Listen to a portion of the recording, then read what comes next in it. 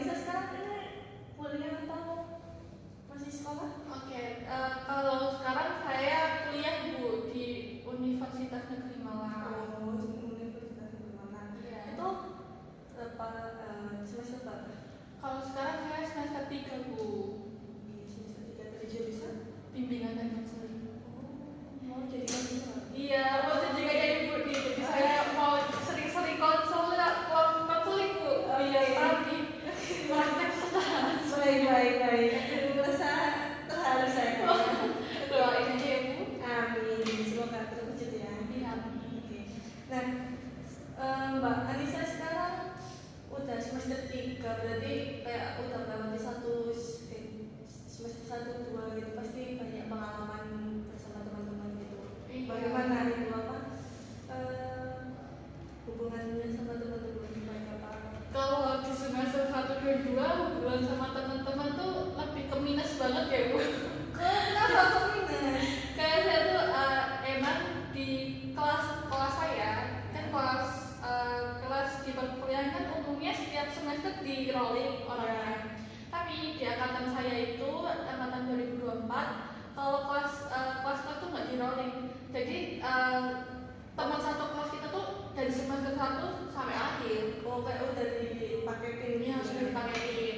Nah di situ kan saya ngerasanya kayak saya tuh dulu tipe orang yang kan saya pernah ngerasain nggak punya teman. Ya. Jadi tuh saya tuh nggak mau kayak tiba-tiba masuk ke circle, terus saya tuh kayak ngerasa nggak dihargain atau kayak saya tuh kayak kehadiran saya nggak mau kayak nggak dimau gitu loh kehadiran saya. Jadi saya tuh memilih untuk kayak diam. Kalau dia mau berteman dengan saya, ya udah saya berteman.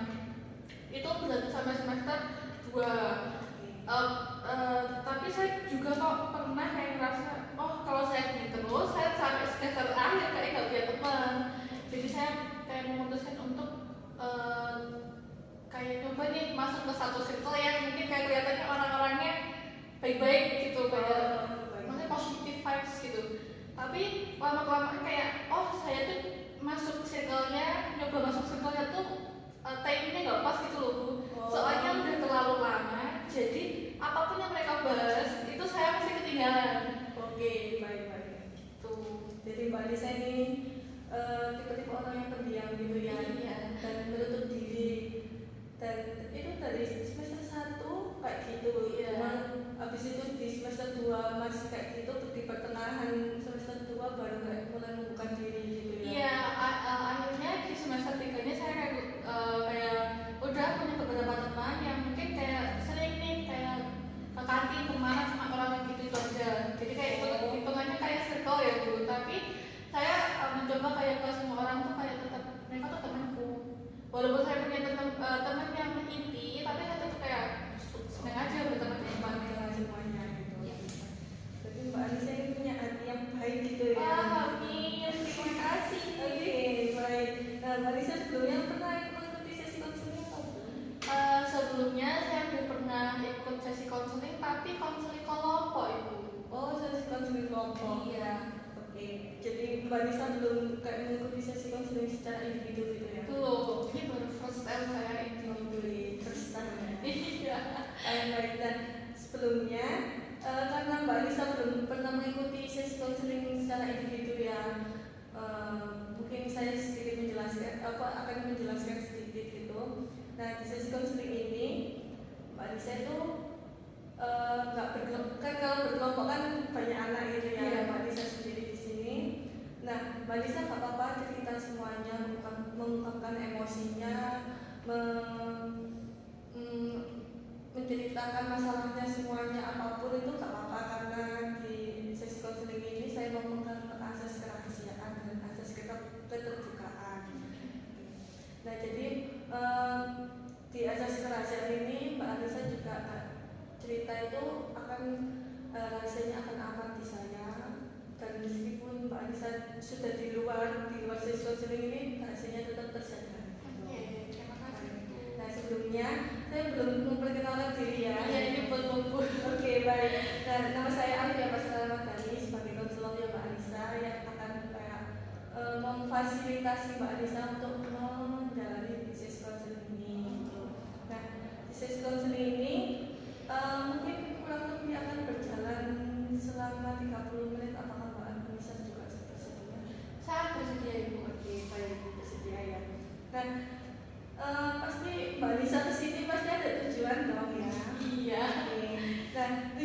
Mbak Lisa di sini kenapa?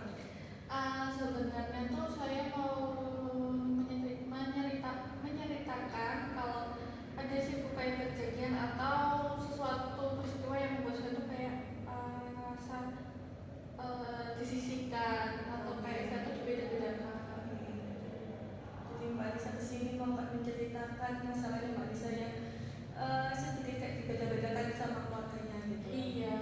Oke, baik. Nah, izinkan saya untuk mewakili opini ya Mbak untuk mencatat ceritanya Mbak Lisa. Iya, gak apa-apa Bu. Oke, baik. Apakah Mbak Lisa sudah siap untuk memulai cerita ini? Sudah. Sudah nyaman tentunya? Sudah. Oke, sudah. Nah, Mbak Lisa bisa mulai menceritakan kayak yang Mbak Lisa rasakan ketika waktu kayak dibeda-bedakan sama keluarganya gitu. Oke. Sebelumnya saya itu sebelumnya tuh saya anak tunggal ibu. Ya. Tapi setelah saya SMA dan kuliah ini, saya udah punya 2 adik cowok. Yang umurnya kan hitungannya masih yang satu 3 tahun, yang satu masih 1 tahunan untuk yang sekarang. Nah, di waktu yang saya pas waktu anak tunggal, saya tuh sebelum COVID tuh benar-benar ekonomi keluarga saya tuh dibilang tuh berkecukupan sekali. Ayah kerja, mama kerja, terus di titik kayak COVID itu tuh banyak banget masalah gitu kayak. Tapi sebelum COVID juga tuh kayak mama tuh sama ayah kayak dari sebelum nikah udah kayak mikirin planning saya gitu. Dari dulu saya ditanya kayak Anissa mau cita-citanya mau jadi apa? Dulu saya bercita-cita mau jadi dokter Bu. Soalnya nenek saya itu di umur saya kelas 3 SD itu kecelakaan dimana kakinya tuh harus diamputasi. Terus saya pengen lihat nenek saya, soalnya nenek saya tuh orang yang paling sayang ke saya, dan saya tuh kayak pengen nanti kalau mau nenek mau berobat atau apa biar ke saya gitu.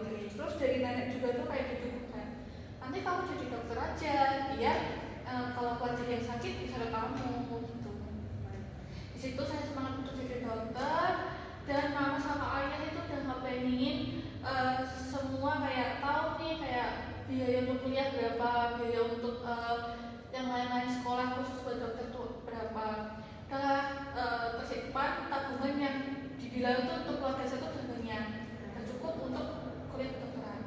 Tapi di perjalannya waktu itu keluarga dari mama itu tuh dibilang kayak problematik Bu. Karena kayak mama tuh anak dua bersaudara, mama tuh anak pertama dan punya adik itu cewek juga. Terus adiknya mama itu pas mau tukar tambah mobil, dimana saya pun dari keluarga saya punya mobil tapi bukan mobil yang high gitu loh, tapi mobilnya kayak mobil cherry ya.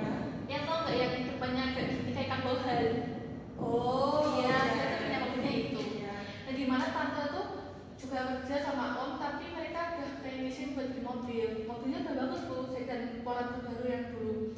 Terus habis itu mereka kayak ngerasa kurang, soalnya lingkungan dari keluarganya tante itu tuh kayak emang orang-orang high kayak mobil dan lain-lain tuh kayak bener-bener yang wah gitu, kayak habis. Terus tapi mungkin dari dorongan dari lingkungan ya, tante sama om tuh kayak mau ngerasa kayak mobilnya tuh harus pertama yang lebih bagus. Nah di sisi itu tante cuma punya uang berapa gitu, mama diajak untuk kayak ikut kayak Mbak, aku mau tukar tambah mobil uangnya kurang.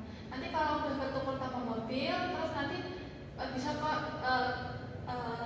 saya sama suami saya kan kerja, jadi saya bisa pinjam untuk kembaliin ke mama saya. Tapi nyatanya sama Allah mungkin diuji ya tante saya, mobil sama uang dari punya mama sama punya tante itu dibawa kabur semua sama orang Surabaya. Sampai sekarang belum ketemu. Dimana mama tuh udah masuk uang 40 juta. Terus di situ tante juga tiba-tiba om keluar kerja, jadi yang kerja hanya tante, jadi ekonominya jadi turun banget. Terus habis itu ada lagi saudaranya mama yang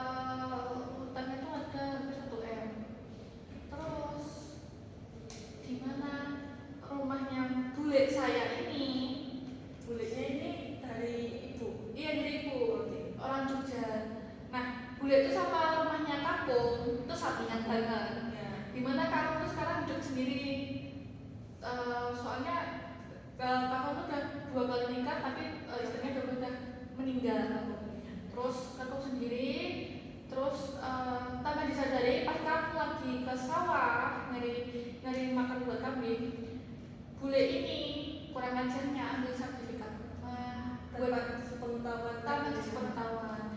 Nah itu digadaikan untuk membayar utang, tapi digadaikan. Terus ada satu waktu dari tukang gadainya itu gak dibayar-bayar, otomatis harus nagih kan, narik apa yang udah ditaruh buat jaminannya sertifikat rumah setara tanahnya. Jadi tiba-tiba tuh telepon dari kakek sore-sore kayak, ini gimana, saya diusir. Kan mama juga kaget, keluarga kita tuh nggak punya yang utang segitu banyaknya gitu loh. Terus kok rumah udah mau disita sama debt kolektor, otomatis kalau disita kan kakek mau tidur di mana? Sedangkan rumah seluas itu tuh kayak siapa yang taruh kayak gitu. Terus mama udah nebak kayak kelakuannya gue. Terus habis itu pulanglah ke sana, mama nutup lagi 50 juta ada.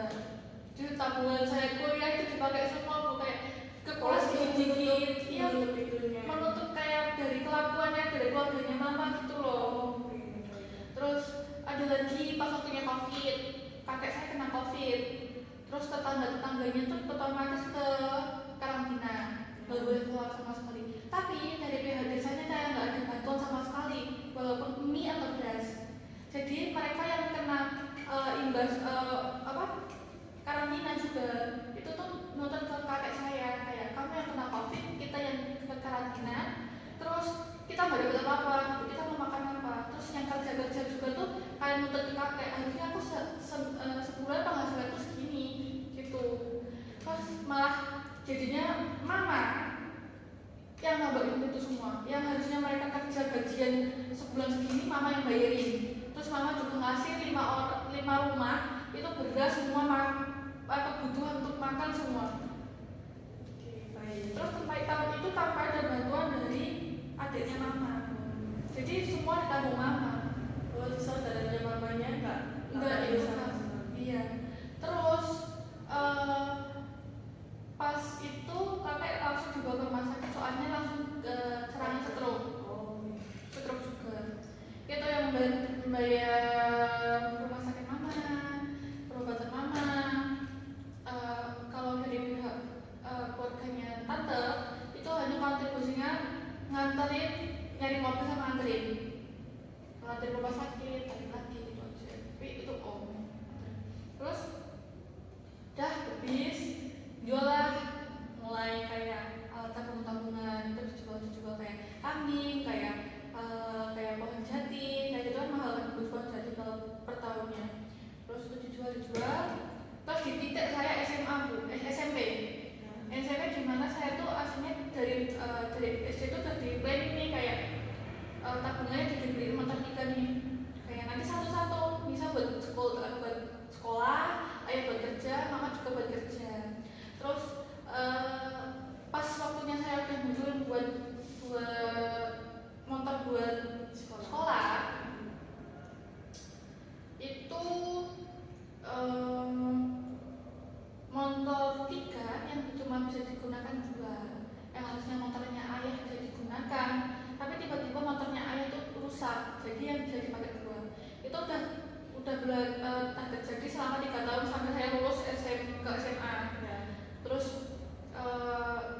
lama-kelamaan pas ke SMA, motor yang bisa dipakai cuma tinggal 1, dimana itu cuma bisa dibuat kerja ayah. Otomatis saya selama SMP dan SMA saya diantar. Oke. Dan di situ tuh saya ngerasa sakit hatinya gini, Bu, kayak hasil kerja keras bertahun-tahun yang ayah sama mama itu tuh cuma habis buat ke orang-orang keluarganya mama gitu loh. Kayak harusnya saya tuh kayak udah cukupan bisa kayak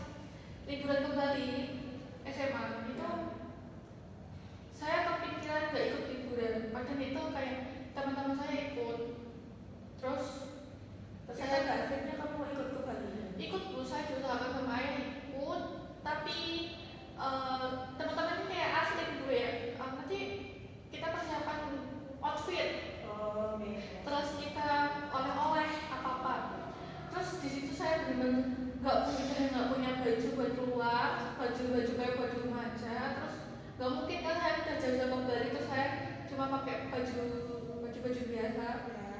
Terus saya sampai minjem-minjem ke kakak saudara saya, sepupu saya minjem baju.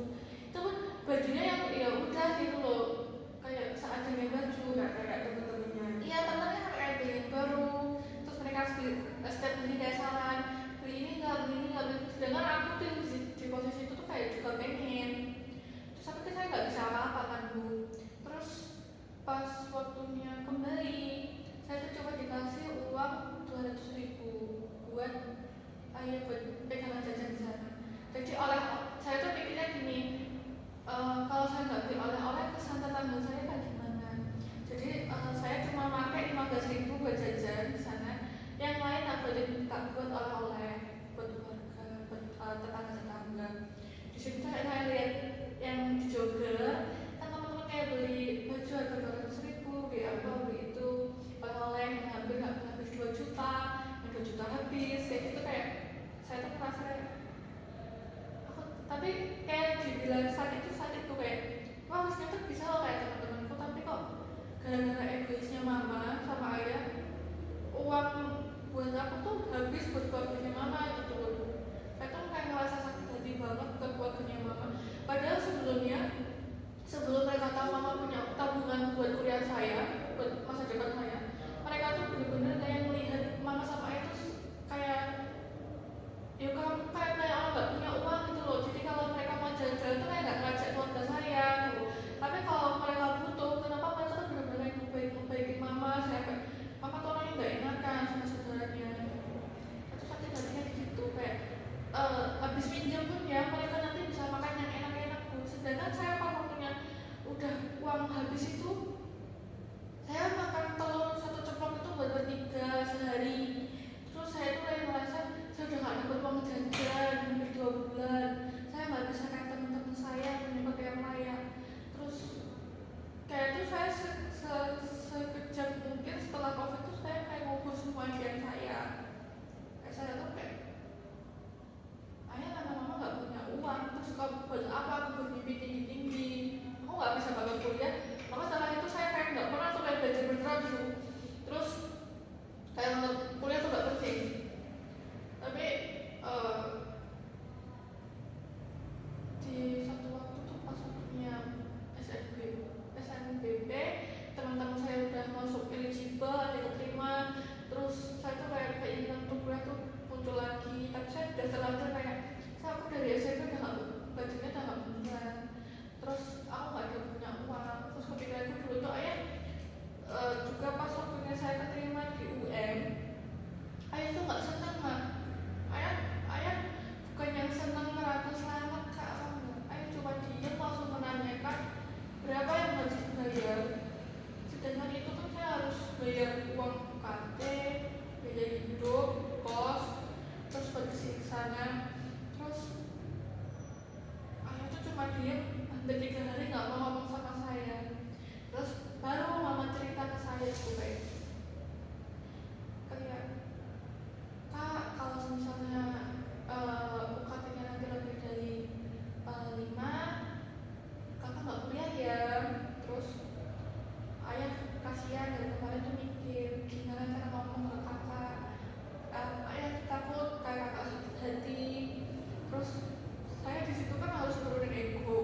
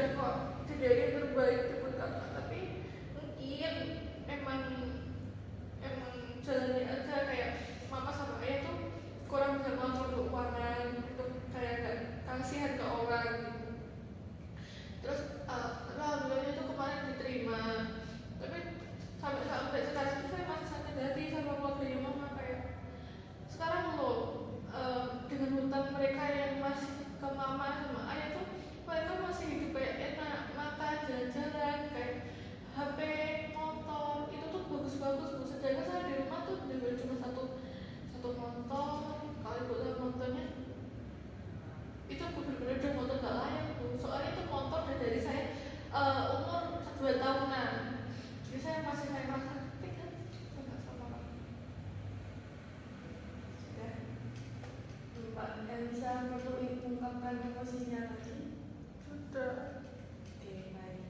Nah, dari ceritanya Mbak Elisa tadi kan waktu masa kecilnya itu ingin kayak masuk kedokteran gitu ya, mau ingin jadi dokter tapi dikatakan gara-gara keuangannya jadi akhirnya kayak memutuskan untuk sempat nggak mau kuliah gitu ya, dan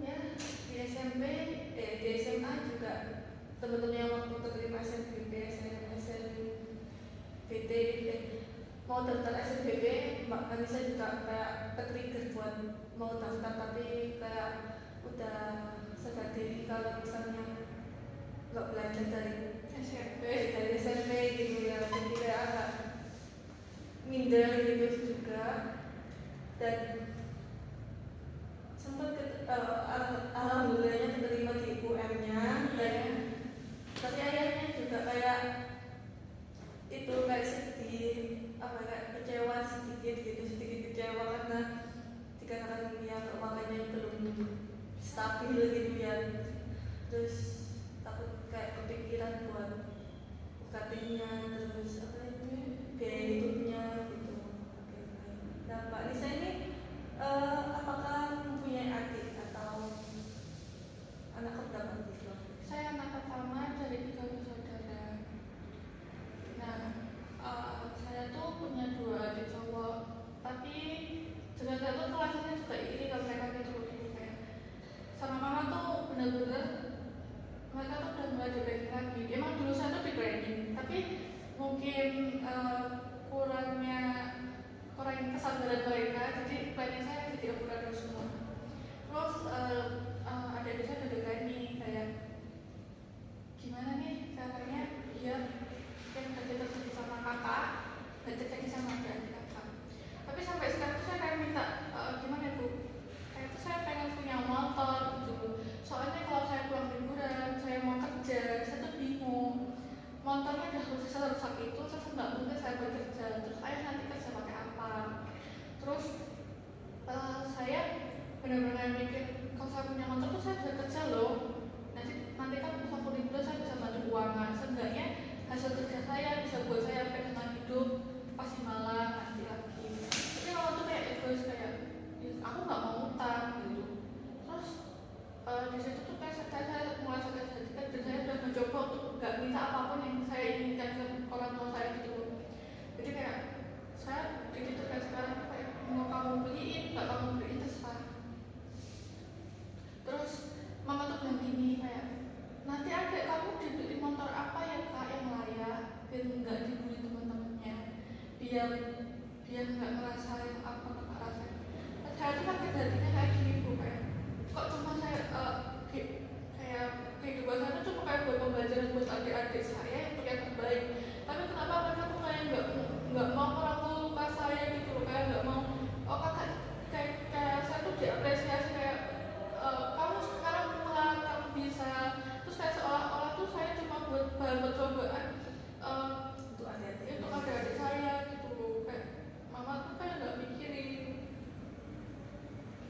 Jadi Mbak Nisa merasa kayak dikedekatkan sama adiknya gitu ya, dan hidupnya Mbak Nisa kayak dijadikan pembelajaran untuk adik-adiknya supaya nggak kayak keulang lagi gitu di adik-adiknya. Pas mereka dijadiin saya pacaran tapi mereka nggak berusaha untuk membantu saya untuk sembuh dari rasa sakit yang sudah saya rasakan. Oke, baik. Nah, tadi Mbak Nisa sudah bercerita banyak mengenai keluarganya, kayak mengenai kayak adiknya, terus masalah keluarganya mamanya. Nah, waktu menceritakan itu apa yang dirasakan Mbak Nisa? Rasanya tuh sedih tuh, kayak sakit hati gitu masih ya, kayak kok mereka tega gitu loh, kayak maksudnya panik-panik indah saya tuh jadi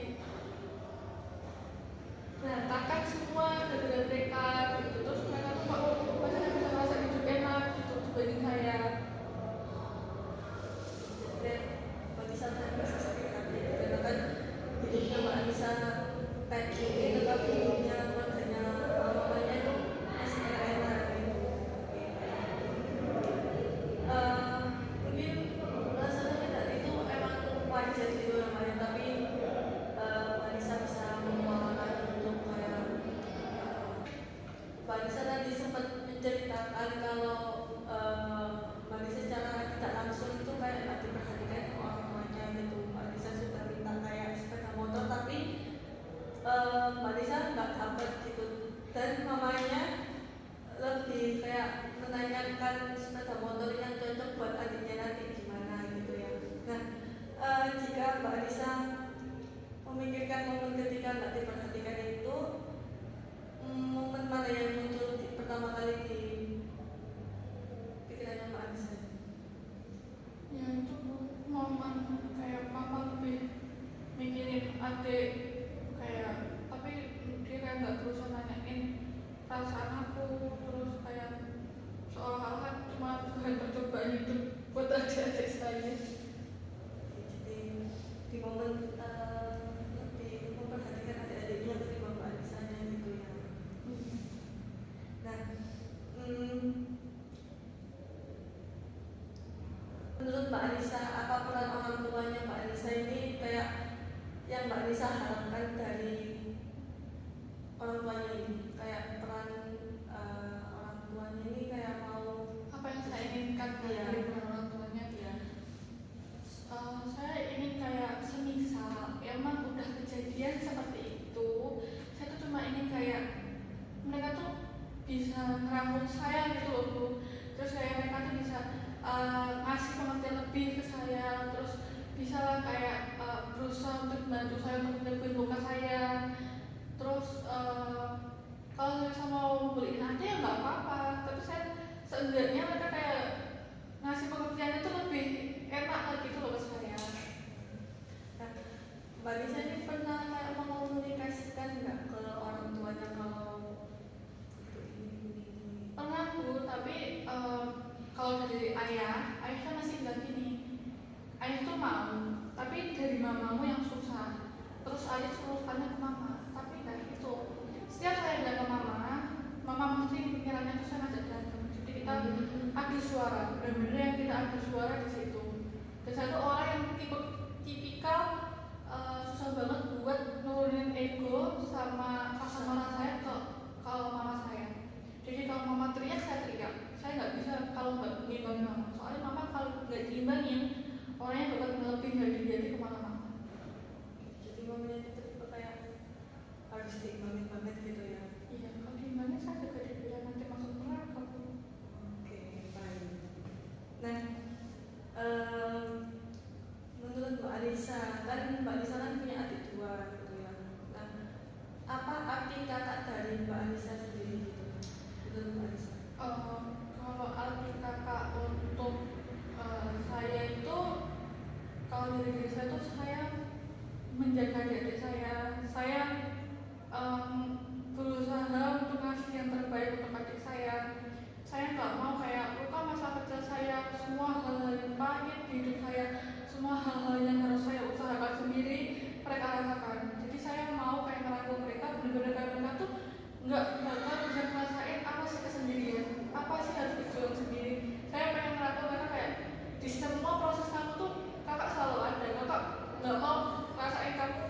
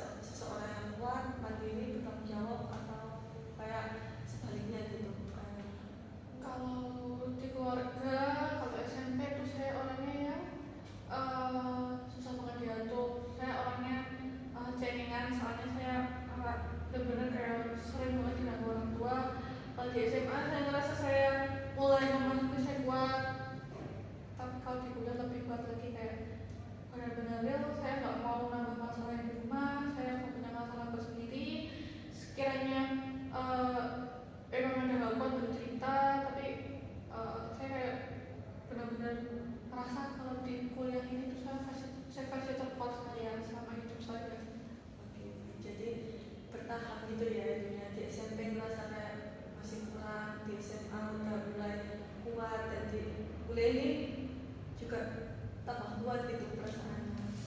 Dan ketika waktu menurut Mbak Anissa perlu diceritakan ya ingin cerita, tapi kalau masalahnya kayak cukup di Mbak Anissa sendiri dipendam gitu ya. Baik. Nah,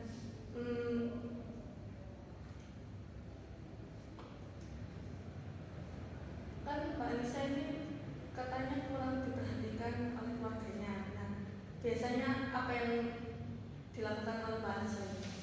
Kalau saya dari segi keharmonisan keluarga tuh di kayak diperhatiin tuh kayak makan apa-apa. Tapi mungkin kalau kayak ke hal-hal yang saya inginkan, mereka tuh yang benar-benar cuek. Kayak udah kayak mungkin semua orang tuh kayak ya udah ditenangin kayak iya nanti kalau ada rezeki ya gitu. Tapi walaupun saya bukan begitu selama 9 tahun hampir 10 tahun ini kayak saya tuh udah mulai ya udah terserah gitu. Kayak mau dicuekin, mau dibuliin apa gimana ya udah terserah. Kalau saya dibuliin mungkin saya nggak bakal ngerasa sesenang itu juga gitu kayak. Soalnya itu hal yang saya inginkan dari SMP dan SMA, tapi baru wujud sekarang. Tapi kalau memang saya diizinkan sama Allah untuk diri sendiri, saya lebih milih untuk diri sendiri.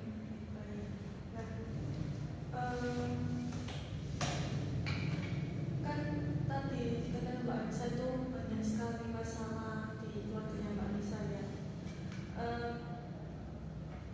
Ada nggak sih kayak pengalaman masa kecilnya Mbak Anissa ini kayak yang membahagiakan gitu, yang paling berkesan lah? Yang paling berkesan tuh yang setiap minggu kalau ayah kerja pulang itu pasti masalah jahit-jahitnya orang tua ya Bu. Dan setiap minggu kayak dijadwalin nih minggu ini nanti ayah pulang kerja bawa apa, bawa es krim, kalau nggak itu bawa coklat, bawa apa gitu. Itu masa-masa terindah saya. Dan setiap saya ada kegiatan di luar misalnya kita tadi tuh SD terus SMP gitu kayak gimana kayak jajan terus kayak uang itu benar-benar kayak di fullin mau apa terus waktu kecil banget itu yang cita-cita saya benar-benar diapresiasi waktu itu. Terus sampai benar-benar orang tua tuh ngeplan keuangannya benar-benar sampai kayak kamu tinggal kuliah, kamu tinggal belajar. Tapi mungkin itu bisa buat jadi pelajaran saya ke depannya juga kalau saya mau punya keluarga harus gimana. Menurut Mbak Anissa sendiri, bagaimana kayak pengalamannya Mbak Anissa yang Mbak Anissa ceritakan itu kayak membentuk cara melihat dirinya Mbak Anissa sendiri gitu. Apakah Mbak Anissa gara-gara masalah itu Mbak Anissa jadi kayak tertutup atau kayak gimana? Oke, kalau sebisa saya masalah tadi mungkin ke keluarga lebih saya banyak bohongnya. Kalau kayak kamu mau minta apa? Jadi saya tuh kayak berusaha enggak ada. Soalnya saya tahu kayak itu hanya manipulasi dari keluarga saya. Oke. Tapi dengan itu saya tahu kayak tadi tuh kayak oh nanti kalau saya punya keluarga jadi gini harus nggak boleh nggak enakan. Kira jadi orang yang nggak boleh nggak enakan. Mana nggak sih? Kalau kita nggak enakan terus kan nggak enak, uang habis. Kalau kita nggak enakan kan kita bisa memanage uang kita. Ya betul. Jadi kayak emang jadi orang nggak enakan itu Susah emang ya, gitu kan. Nah, nah, apakah Mbak Anissa sendiri sempat mengalami kayak ingin menarik diri dari lingkungan keluarga? Wah, kalau pas waktunya saya dibilang habis berantem sama mama karena nonton, wah, saya menarik diri belakang saya ini. Apa saya pergi dari rumah ya? Apa saya gini ya? Begitu. Jadi saya interaksi sama mama tuh benar-benar yang jadi jarang. Satu minggu nggak ngobrol. Oh, bisa 1 minggu nggak ngobrol? Bisa, walaupun saya juga kadang kelaparan. Oke, baik. Oke, nah, jika kayak melihat dari kenangan awalnya Mbak Anissa mengenai keluarganya apakah ada pola yang mirip di masa sekarang yang Mbak Anissa ini? Kalau yang mirip di masa sekarang mungkin lebih ke sekarang orang tua kayak bisa ngapain dikit-dikit ke depan saya kayak ayah kakak udah nih. Nah itu mungkin hal yang menurut saya itu besar, mengeluarkan uang lebih banyak. Terus sama ayah bener ya ayah usahain. Tapi yang sekarang mungkin bener-bener diusahain kayak pas dulu saya kecil dulu. Bener-bener kayak ayah ada rezeki langsung diberikan. Kan dulu saya masa kecil gitu. Nah, apakah ada cara kayak kesamaan cara merespon di masa dulu sama sekarang yang Mbak Anissa? Wah, dan responnya tuh dulu beda banget. Dulu saya lebih ke sering emosi, tapi kalau sekarang saya lebih ke lega. Kayak kan kau aja.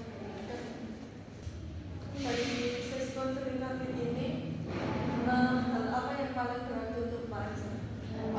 Saya jadi kayak tahu nih kalau misal saya kayak mulai punya pandangan baru, saya juga merasa lega setelah cerita ke ibu. Apakah telah mengikuti sesi konseling kali ini? Apakah ada perubahan dari Mbak Anissanya? Mungkin saya lebih kayak lega, terus saya mungkin nanti cara meresponnya juga lebih beda, terus saya merasa kayak saya tuh bisa kok usahain apapun sendiri. Nah, strategi apa yang Mbak Anissa gunakan ketika perasaan kurang diperhatikan tadi itu muncul gitu? Contohnya Mungkin kayak lebih usah.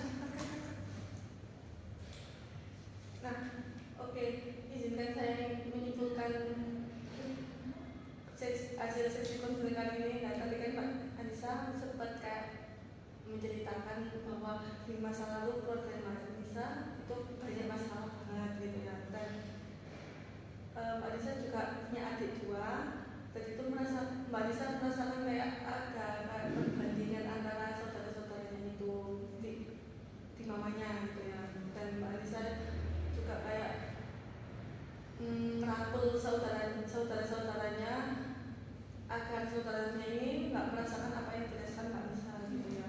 Nah, apakah benar Mbak Anissa? Benar ibu. Oke, baik. Nah, sebelum saya menutup sesi konseling kali ini, apa ada hal lagi yang ingin disampaikan atau ingin diungkapkan? Sudah. Oke, dikatakan sudah dan waktunya juga sudah habis. Saya tutup sesi konseling ini. Jika Mbak Anissa merasa ini kurang puas atau masih ingin diceritakan, boleh chat saya di WA saya, di kontak saya gitu ya.